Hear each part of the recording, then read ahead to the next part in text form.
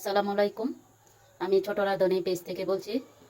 আমি আজকে রান্না করব আলুর খাট্টা। এখানে আমি নিয়েছি 4টা আলু নিয়েছি, মিষ্টি আলু, আর 3টা টমেটো নিয়েছি। প্রথমে আলুগুলো আমি ছিলে নেব। এই তো আমি এইভাবে টুকরা টুকরা করে কেটে নেব। এই তো আমার আলু কাটা হয়ে গেছে। এখন আমি টমেটোগুলো কেটে নিব। এই তো আমার টমেটো কাটা হয়ে গেছে। তো আমি আলুর খাট্টা বসিয়ে দিলাম। এখানে আমি দিয়ে দিব প্রথমে পেঁয়াজ কুচি, দিয়ে দিব আমি সামান্য একটু রসুন বাটা, দিয়ে দিব এখানে আমি একটু আদা বাটা, দিয়ে দিব এখানে আমি 1 চামচ পরিমাণ লবণ, দিয়ে দিব আমি আধা চামচ হলুদের গুঁড়া, দিয়ে দিব আমি সামান্য একটু আধা চামচ পরিমাণ মরিচের গুঁড়া।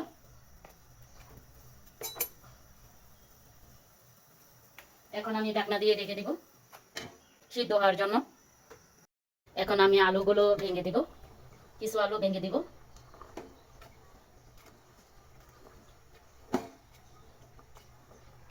টমেটোগুলো কেটে রেখেছিলাম, টমেটোগুলো দিয়ে দিব। এখন আমি আরেকটু কষিয়ে নিব আলু আর টমেটো। এখন আমি পরিমাণ মতো পানি দিয়ে নিব।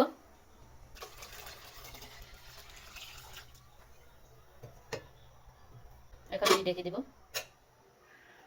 আমার এদিক দিয়ে খাটাই হইতে হইতে আমি বাগারের জন্য রসুন ছেঁচে নিব। এই তো আমার রসুন ছেঁচা হয়ে গেছে। এখন আমি ঢাকনা খুলে একটা কাঁচামরিচ দিয়ে দিব।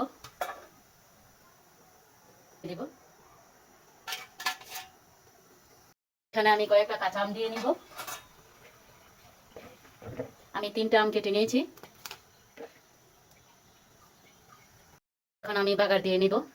আমি দিয়ে নিলাম পেঁয়াজ কুচি।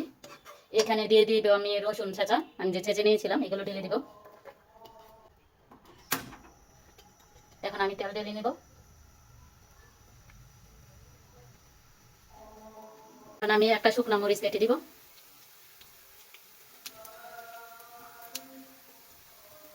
দিয়ে দিব এখানে আমি পাঁচফোড়ন, সামান্য পরিমাণ পাঁচফোড়ন নিয়েছি। এখানে নিয়েছি খাটাই পচ, এগুলো দিয়ে দিব, সামান্য পরিমাণ নিয়েছি। সবগুলো উপকরণ এখন ভালোভাবে লাল লাল করে ভেজে নিব। আমার লাল লাল করে ভাজা হয়ে গেছে। এখন আমি খাটাই ঢেলে দিব। আমি বাগারটা ঢেলে দিব। আগে আমি কয়েকটা ধনিয়া পাতা দিয়ে নিব। ধনিয়া পাতাটা হচ্ছে অপশনাল, আপনি দিতেও পারেন, নাও দিতে পারেন। তো আমার হয়ে গেছে মিষ্টি আলু দিয়ে টমেটোর খাটাই। আমার ভিডিওটি ভালো লাগলে সবাই লাইক কমেন্ট শেয়ার করবেন। আল্লাহ হাফেজ।